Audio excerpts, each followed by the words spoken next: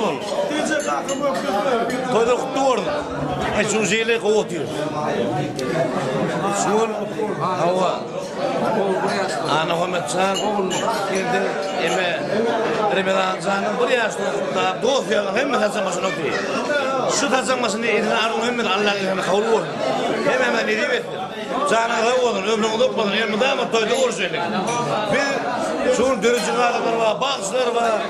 Tuğlu mesele var dinçer oturuyor. Her kimin ne diyeyim? Hem olsun şey toy olsun. Toyda kutlu olsun. Bolu iyi bir şey lan. Tamam.